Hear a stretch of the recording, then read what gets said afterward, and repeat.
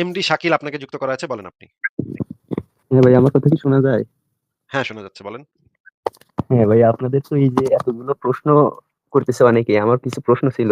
তো সেটা বলার আগে ওই কি সেই প্রশ্নটা আমি আগে বলি। এই যে এতদিন ধরে আপনারা অনেক দলিল অর্থাৎ এই যে হাদিস দেখাচ্ছেন, কোরআনের আয়াত দেখাচ্ছেন, এগুলো দেখিয়ে দেখিয়ে আসলে কি বোঝাতে চাচ্ছেন? ইসলামটা আসলে কি? নবী মোহাম্মদ সাল্লাল্লাহু আলাইহি সাল্লাম তিনি কেমন, কি এটা আপনাদের উদ্দেশ্যটা কি এটা আসলে? বুঝতে হলে ভাই যেটা এই পর্যন্ত করেনি আর কি, এই পর্যন্ত যেটা আপনাকে হয়তো বা ধর্ম থেকে করতে দেওয়া হয়নি, সে কাজটা করতে হবে। সেটা হচ্ছে নিজের ব্রেনটা ব্যবহার করা। ওই যে ভার্জিন যে ব্রেনটা আছে ওটাকে একটু দৌড়াইতে হবে আর কি। ওটা একটু কাজ করতে দিতে হবে। হ্যাঁ, যদি ব্রেইনটাকে ব্যবহার করতে পারেন তাইলে একসময় বুঝতে পারবেন। কিন্তু আপাতত আপনার পক্ষে মনে হয় না বোঝা সম্ভব যে আমাদের উদ্দেশ্যটা কি। যেদিন আপনার ব্রেইনটা কাজ করা শুরু করবে সেদিন হয়তো বুঝতে পারবেন ভাই। এটা আমরা বলে দিব না। আর যদি ব্রেনকে ধরেন ইনট্যাক্ট রাখতে চান, ভার্জিন রাখতে চান যে না ওনাদের কাজ করাবো না, আমার মুখ থেকেই শুনতে হবে আমাদের উদ্দেশ্যটা কি, দেন একটা উদ্দেশ্য আপনাকে বলতে পারি, সেটা হচ্ছে আপনার ধর্ম নিয়ে অবজেক্টিভলি চিন্তা ভাবনা করার চেষ্টা করা।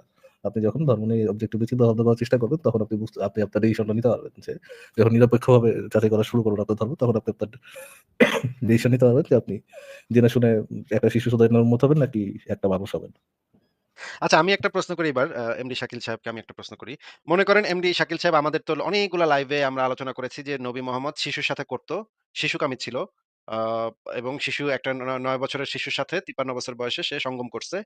আ যেই সময়ে আ আয়েশা নাবালিকা ছিল।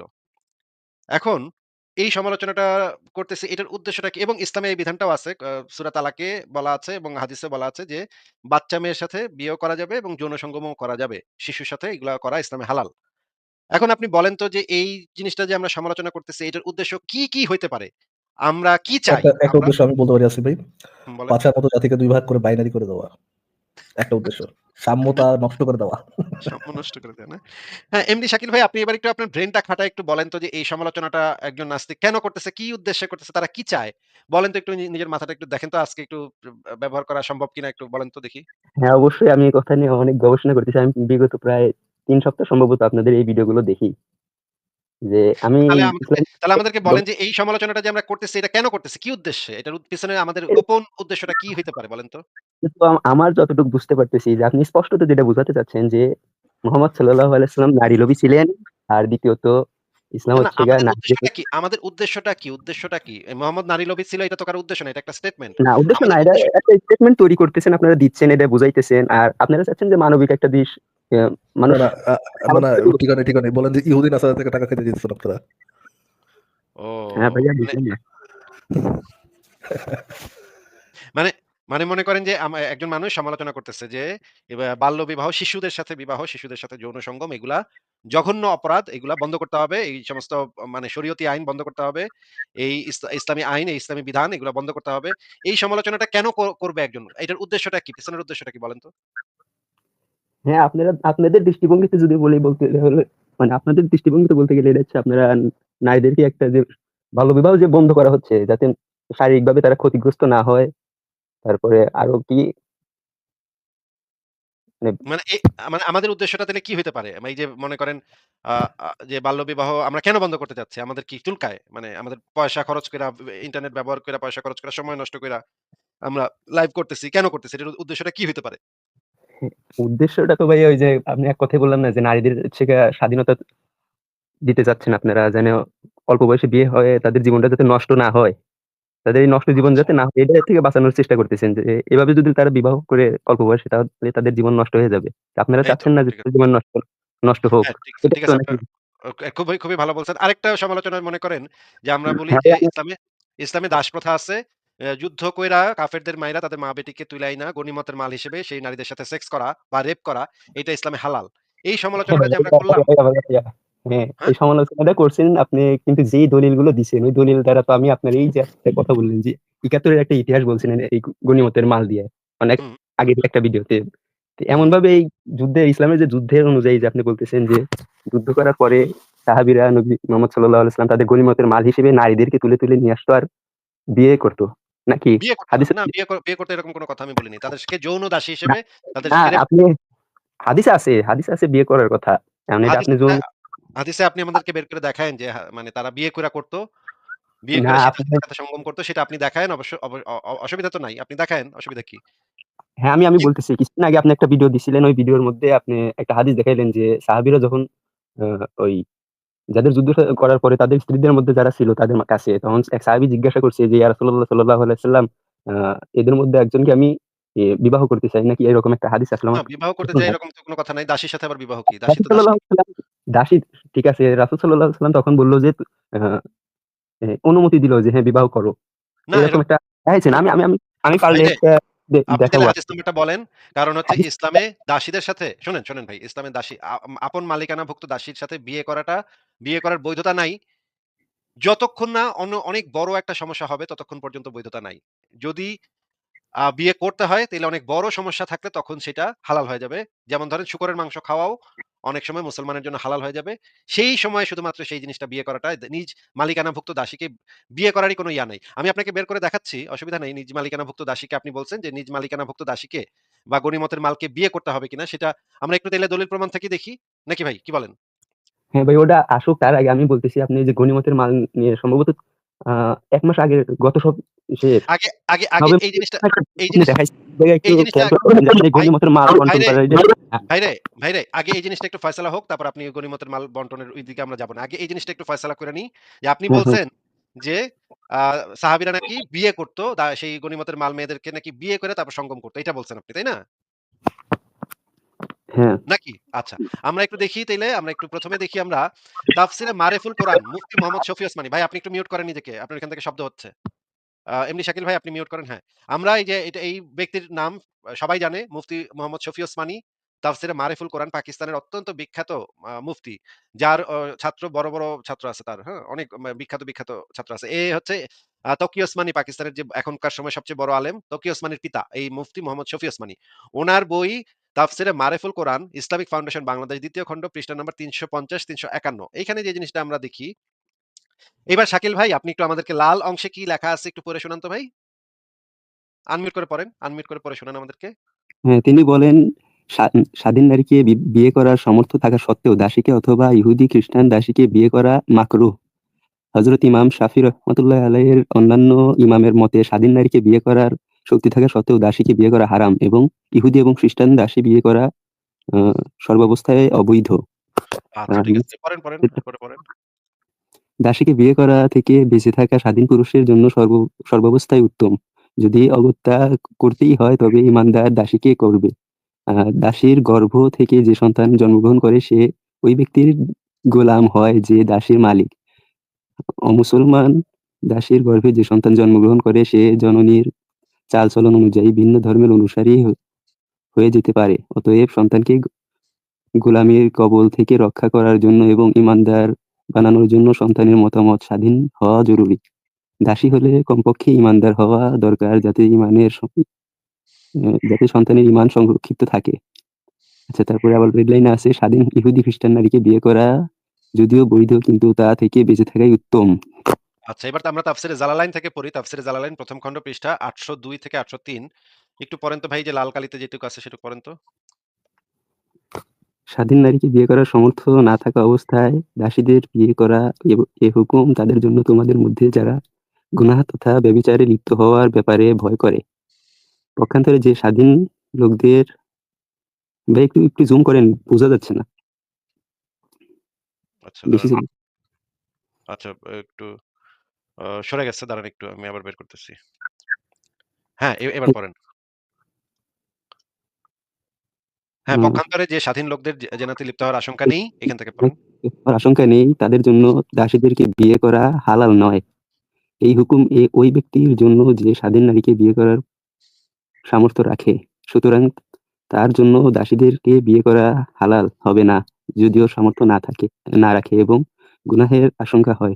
তবে যদি তোমরা সবর করো দা বাদীদেরকে বিয়ে করা হতে তবে তা তোমাদের জন্য উত্তম, যাতে করে সন্তান গোলাম না হয়।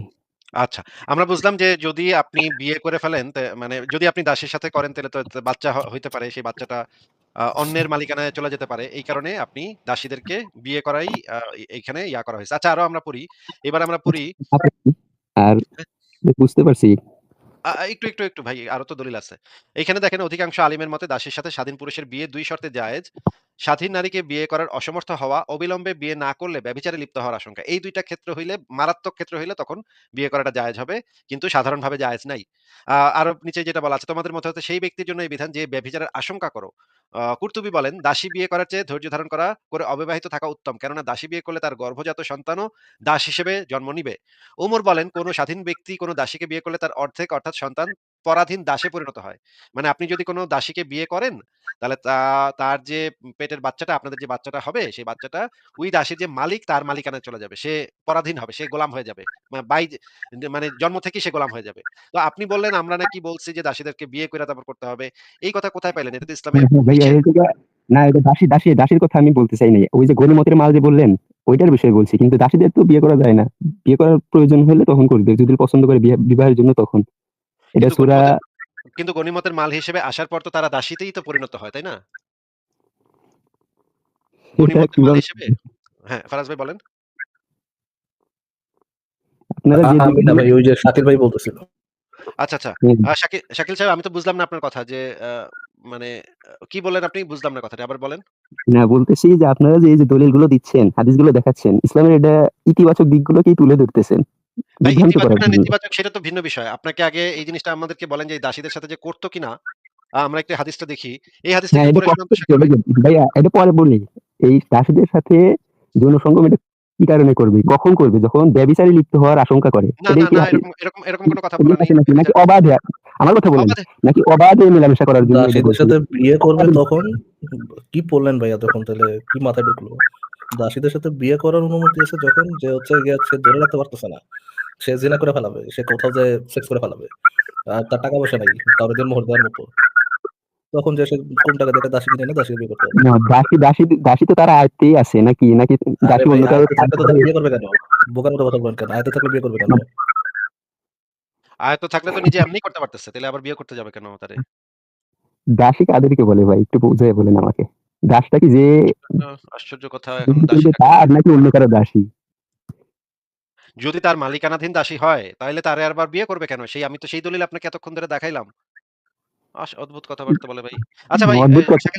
শাকিল সাহেব আপনি এই হাদিসটা একটু আমাদেরকে পড়ে শোনান। উপর থেকে হ্যাঁ, পড়ে শোনান। পর যুদ্ধবন্দীর সাথে সঙ্গম করা জায়েজ এবং তার স্বামী বর্তমান থাকলে সে বিবাহ বাতিল। এদের এখানে মধ্যে যুদ্ধবন্দীর সাথে যে দাসী সঙ্গম করা জায়েজ বলা আছে নাকি বিবাহ করা জায়েজ বলা আছে? ভাই এটা তো হইতেছে গিয়ে দেওয়া আছে, কিন্তু আমি যতটুকু আমার ইসলামিক জ্ঞান যা আছে তাতে আপনি যে আমার জ্ঞান যা মনে আছে হয় আপনার, না। সেগুলা হ্যাঁ, আপনার যে ভাই ইসলামিক জ্ঞান ভাই আছে। আজি ভাই আমি যতদূর জানি ইসলাম সম্পর্কে ভাই, ভাই আমি যতদূর জানি তাহিয়াল কালবিনা মোহাম্মদের উল্টা করে যে যে শেষ পজিশনে যা যা করতে আছি ভাই, সত্যি ভাই রেফারেন্স নাই ভাই। ভাই তাহিয়াল কালবি ভাই, তাহিয়াল কালবি তখন মোহাম্মদকে পাইতো ভাই, তখন তো ভাই একেবারে খেলা যেত ভাই। রেফারেন্স চাই না ভাই।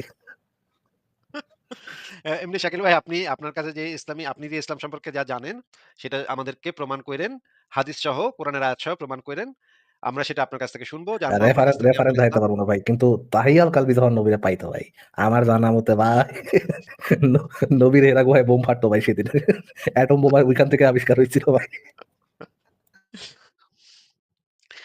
এমনি শাকিল ভাই, এখানে যে এই জিনিসটা লেখা আছে যুদ্ধবন্দিনীর সাথে সঙ্গম করা জায়েজ নাকি বিবাহ করা জায়েজ, কোনটা লেখা? এখানে সঙ্গম করা জায়েজ লেখা আছে। এর দ্বারা তো আমি ইসলাম যে এটা বলছি এটা তো বোঝা যায় না। এটা কোনো এক ব্যক্তির ও থেকেই হাদিসে ধরা। হাদিস। হাদিসে এটা কি হাদিসে হাদিস? একটা সহিহ হাদিসে আছে। ও, কিন্তু এটা যে ইসলাম বলছে, ফারাজ ভাই, এটা বোঝা যাচ্ছে না এখান থেকে, বুঝছেন? এটাই তো ভাই এটা ইসলাম বলতে হইলে তো ভাই আমার দিল থেকে ফিল করতে হইব ভাই। আমি কি দিল থেকে ফিল করতে পারতেছি ভাই? আমি যদি ভাই দিল থেকে ফিল না করতে পারি তাইলে তাইলে তো ভাই এটা সাকি ইসলাম হইলো না ভাই। আপনি যতই কোরআন হাদিসের সাকি রেফারেন্স দেখান, ওটা তো ভাই হইলো না ভাই। ঠিক কইছি না ভাই? ফারাজ ভাই, আমার তো মাথা ঘুরাইতেছে ভাই। একটা সহিহ হাদিসে লেখা, সে বলতেছে যে এটা যে ইসলাম কইছে, এটা তো এখান থেকে বোঝা যাইতেছে না ভাই। এটা তো একটা হাদিসে লেখা আছে। তাই বলে কি এটা ইসলাম বলছে নাকি এটা? কি কন ভাই? ফারাজ ভাই, এগুলো আপনারা কি কন ভাই? না হয় একটা সহিহ হাদিসে আছে। তাই বলে কি এটা ইসলাম কইছে? ফারাজ ভাই, আমার তো মাথা হ্যাঁ ভাই ঘুরতেছে ভাই। শোনেন, মাথা আমারও ঘোরায় মাঝে মাঝে যখন আপনারা এইভাবে কথা বলেন। এই এই যে হাদিসটা যদি হাদিস, সহি হাদিস তো লেখা আছেই, কিন্তু এই যে এ, যুদ্ধবন্দীর কিন্তু সাথে এটা সঙ্গম ইসলামের কোনো করা বিধান যায় না। কিন্তু এটা কোনো না? ইসলামের বিধান না বিধান ভাই। বিধান বিধান আমি আমি আমার কথাটা ভাই বোঝেন, ভাই আমার শেষ শেষ মন্তব্যটা শেষ শুনুন। শেষ করতে দেন। বলেন ভাই, আপনার কেউ থামাইতেছেন, আপনি বলতে থাকেন, মনে যাইতেছে হ্যাঁ, কইতে থাকেন, কেউ থামাইবো না। বলেন বলেন। যুদ্ধবন্দীর সাথে সঙ্গম করা জায়েজ এবং তার স্বামী হুম বর্তমান থাকলে সে বিবাহ বাতিল, এই ধরনের যে একটা আছে, হুম অর্থাৎ বিবাহ ছাড়াই সঙ্গম করা যদি জায়েজ হতো তাহলে তো আর জিনার কাছে ধারে কাছে যাওয়ার জন্য নিষেধ করতো না আল্লাহ তাআলা।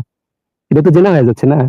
আরে গান্ডু, বিবাহ করা এটা বলতে যদি গেলে তো জেনা হয়ে যাচ্ছে। এটা যদি স্পষ্ট তো জেনা জেনা। হতো, যদি এটা জেনা হইতো তাহলে মোহাম্মদ আল্লাহ বললো কি জন্য?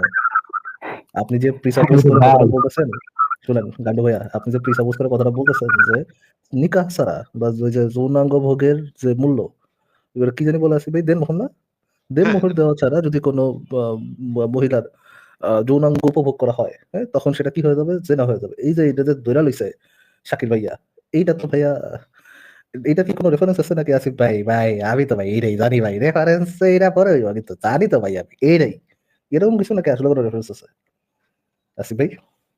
আমি তো ভাই আমার তো মাথা এখনো চক্কর দিতেছে ভাই। আমি কি কার সাথে কি কথা কইতেছি বুঝতেছি না তো ফারাজ ভাই। আমার মাথা গুড়গুড় করতেছে যে একটা এই ব্যক্তি বলছে যে সহিহ হাদিসে না হয় এটা লেখা আছে। কিন্তু এটা যে ইসলামের বিধান এটা আপনারা কেডা কইলো? এই প্রশ্ন শুনে আমার মাথা এখনো ঘুরতেছে ভাই। আচ্ছা শাকিল ভাই, এই যে এটা বিয়ে না বৈবাহিক করে সম্পর্কের আছে, মধ্যে থেকে বিয়ে বৈবাহিক সম্পর্ক ছাড়া যে কোনো ধরনের সেক্স, হুম, এটা যে জিনা, এইটা রেফারেন্সটা কি দেখাইতে পারবেন নাকি শাকিল ভাইয়া?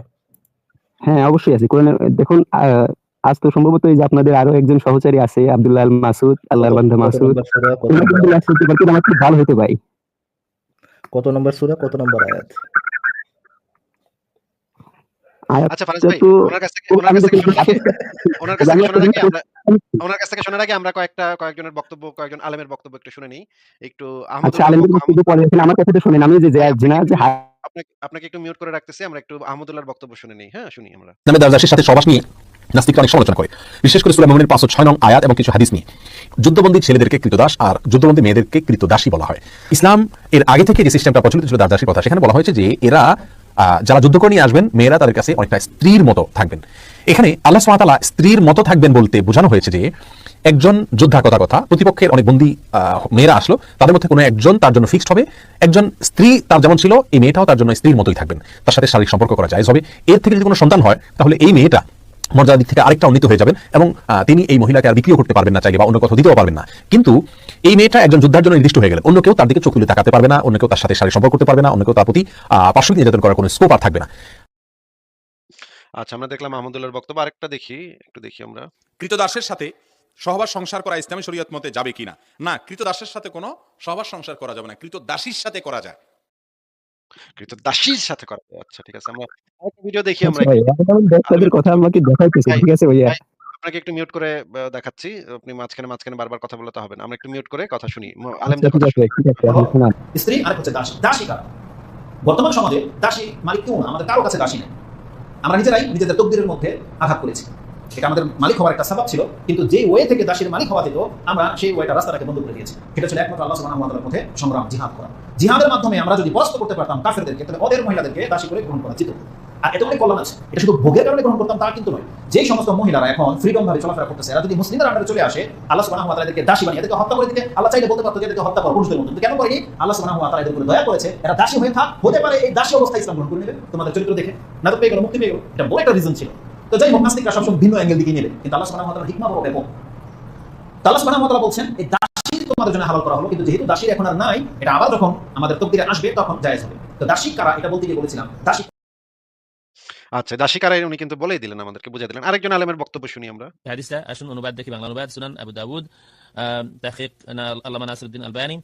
এই দেখুন, বাব ফি ওয়াতিস সাবায়া, বন্দি দাসীদের সাথে সঙ্গম করা, হাদিস নাম্বার 2155। এখানে অনুবাদটা আছে আবু সাইদ খুদরি রাদিয়াল্লাহু আনহু সূত্রে বর্ণিত, হুনাইনের দিন রাসূলুল্লাহ সাল্লাল্লাহু আলাইহি ওয়া আলিহি ওয়াসাল্লাম আওতাসের দিকে একদল সৈন্য পাঠালেন। তারা শত্রুর মোকাবেলায় অবতীর্ণ হয়ে তাদের বিরুদ্ধে যুদ্ধ করেন এবং তাদের উপর বিজয়ী হয়ে তাদের নারীদেরকে বন্দী করে আনেন। কিন্তু সেই বন্দী নারীদের মুশরিক স্বামীরা বর্তমান তাকায়। রাসূলুল্লাহ সাল্লাল্লাহু আলাইহি ওয়া সাল্লামের কতিপয় সাহাবী তাদের সাথে সঙ্গম করাকে গুনাহ মনে করেন। এ প্রসঙ্গে আল্লাহ এই আয়াতটি অবতীর্ণ করলেন যে মহিলাদের স্বামী আছে তারা তোমাদের জন্য হারাম, তবে তোমাদের অধিকারভুক্ত দাসী ব্যতীত, অর্থাৎ যুদ্ধবন্দী দাসী যখন তাদের ইদ্যত কাল সমাপ্ত করবে তখন তারা তোমাদের জন্য বৈধ। এই হচ্ছে হাদিসটা। যুদ্ধে বিজয়ী হওয়ার পরে মহিলারা বন্দিনী হয়েছে, তাদেরকে নিয়ে আসা হয়েছে এবং দাসী হিসাবে বিভিন্ন সাহাবীদের ঘরে তাদেরকে দেওয়া হয়েছে, যাতে তাদের রক্ষণাবেক্ষণ হয়, তাদের যে প্রয়োজন আছে প্রয়োজন সেখানে তারা পায়, প্রয়োজনীয় যা আছে। এখন প্রশ্ন হলো, এই দাসীদের সাথে কোন ধরনের ব্যবহার করা হবে যাতে করে কোনোভাবে অবৈধ কোনো সম্পর্ক গড়ে উঠতে না পারে। এই কারণে বৈধ করে দেওয়া হলো, ইদ্যত পুরা হওয়ার পরে তাদের সাথে স্ত্রীদের মতো ব্যবহার করা যাবে। এবং তারা আজাদ হওয়ার পথ খুলবে যদি তাদের বাচ্চা হয়ে যায়।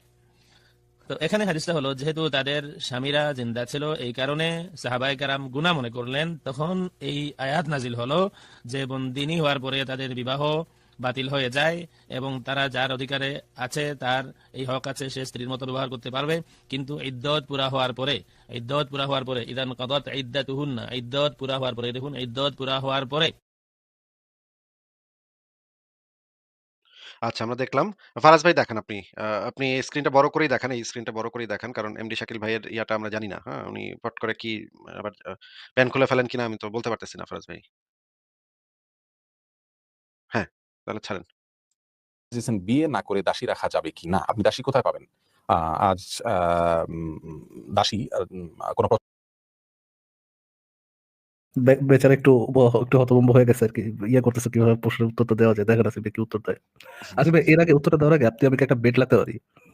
হ্যাঁ, লাগিয়ে বলেন। হ্যাঁ, বেটটা হচ্ছে যে তাকে তো সরাসরি প্রশ্ন করছে বিয়ে না করে কি দাসী রাখা যায় কিনা? হ্যাঁ? তো দা বিয়ে না করে দাসীর সাথে যৌনসঙ্গম করা যায় কিনা? এটার কি ভাই সে সঠিক মানে স্ট্রেট আপ উত্তর দিবে নাকি স্ট্রেট আপ উত্তর দিবে না? What do you think? দিবে না, দিবে না, দিবে না। আচ্ছা দেখি বাজি ধরলাম আপনার সাথে। বাজি আচ্ছা। ধরলাম দেখি হয় কিনা আপনার কথা সত্য হয় কিনা দেখি। প্রচলন আছে কিনা? নিক্সন সরকার জানতে চেয়েছেন বিয়ে না করে দাসী রাখা যাবে কিনা? আপনি দাসী কোথায় পাবেন? আজ দাসী কোনো প্রচলন আছে কিনা? থাকলে কোথায় আছে? তো আপনি বিয়ে না করে দাসী কিভাবে রাখবেন? হ্যাঁ, যদি সেরাই দৃষ্টিকোণ থেকে দাসীর যে সংজ্ঞা, সে সংজ্ঞা ফিট হয়, সত্যিকারের দাসী হয়, সেক্ষেত্রে আপনি বিয়ে করার সামর্থ্য থাকলে আপনার বিয়ে করতে হবে। দাসী রাখা যাবে না। কিন্তু যদি এমন হয় যে আপনার যুদ্ধ করার পর যুদ্ধবন্দিনী হিসেবে কোনো মেয়ে চলে আসলো, তার নিরাপত্তার বিষয় আছে, তাকে কিভাবে রাখা হবে? দাসী হিসেবে আপনার কাছে আসলো, সে কিছু ক্ষেত্রে আপনার স্ত্রীর মর্যাদা পাবে, কিছু ক্ষেত্রে স্ত্রীর মত। আচ্ছা এই পর্যন্ত যুদ্ধ শুনলাম। ওই পর্যন্ত কি ভাই আপনি পাইছেন স্ট্রেট আপ উত্তর পাইছেন আসিফ ভাই? না, আমি এখনো উত্তর আচ্ছা পাই নাই। তাহলে হয়তো সামনে থাকতে পারে। ওকে আরেকটু দেখি। তো বিধানগুলো তার জন্য প্রযোজ্য হবে। তো যদি বিয়ে করার সামর্থ্য আপনার না থাকে, তাহলে সেটি আপনার জন্য বিকল্প পথ হতে পারে। ইউসুফ রাজু জানতে চেয়েছেন নামাজের মন। ভাই উত্তর হয়ে গেছে। কত দ্রুত স্কিপ করা যায় এই কোয়েশ্চেন? কত দ্রুত স্কিপ করা যায় ফারাজ ভাই? আচ্ছা, আসিফ ভাই আপনি আমার একটা কথা বলুন। এখন একটা অল্টারনেটিভ কথা জিজ্ঞেস করি। ধরেন দাসীদেরকে দাসীদের সাথে যৌনসঙ্গম করতে হলে তাকে বিয়ে করতে হবে। বিয়ে করা ছাড়া দাসীদের সাথে যৌনসঙ্গম করা যাবে না। যদি কোরআনের বিধানটা এরকম ইসলামের বিধানটা এরকম হইতো, তাহলে কি এই ট্রান্সপারেন্ট দাড়িওয়ালা এই হুজুর কি মানে ঘুরে ফেরা উত্তর দিত নাকি স্ট্রেট আপ না বলে দিত? অবশ্যই বলতো অসম্ভব। ইসলাম এই সমস্ত জেনারেটর একদম মানে পছন্দ করে না। একদম সহ্য করে না। এটা বলে দিত। বলতো পাথর যে ছুঁড়ে মারতে হবে যে করবে এটা। শাকিলা যেটা বুঝছে আরকি আপনার গেস্ট শাকিল সাহেব যেটা বুঝছে। ওই স্ট্রেট আপ সেটা বুঝতো না। আরে ভাই বিয়ে ছাড়া দাসী মানে এটা তো কোরআন অনুযায়ী হারাম। কইতো না? ভাই করা অবশ্যই নাই তো হ্যাঁ। লেখা আছে ভাই করা নাই তো লেখা আছে। বলতো না আসিফ ভাই? একদম মানে শটান কইরা মানে সিনা টান করে বলতো, "ইসলামে কোরআনে বলা আছে যেকোনো অবস্থায় যেকোনো নারীর সাথে বিয়ে ছাড়া করাই হারাম একদম।" এটা বলতো সে। আমাদের দর্শকদের চোখ দেখছেন আসিফ ভাই। ছাগলের সামনে অ্যাপেল দেখে জেলাস হয়ে গেছে। ঠিক ওকে আছে আসিফ তাহলে ভাই। আমি এমডি শাকিল ভাইকে জিজ্ঞেস করি যে, শাকিল ভাই আপনি যে বললেন যে মানে বিয়ে করতে হবে বা এগুলো পাইছেন কোথায় ভাই? একটু যদি আমাদেরকে দেখাইতেন। রেফারেন্স দেখাইতেন এবার কয়েকটা।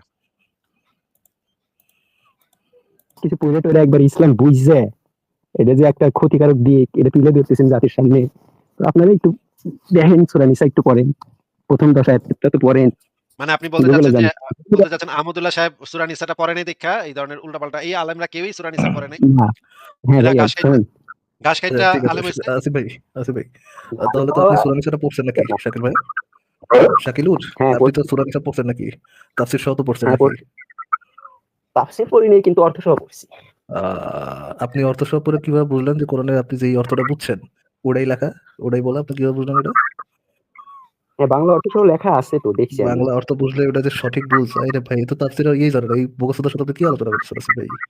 হ্যাঁ ভাই তাফসীর তো গোলমাল করা যাবে না। তাফসীর পড়ার জন্য তো গভীর জ্ঞানের দরকার। এই জ্ঞান তো আমার মধ্যে নাই। তাফসীর যখন গভীর জ্ঞান দরকার।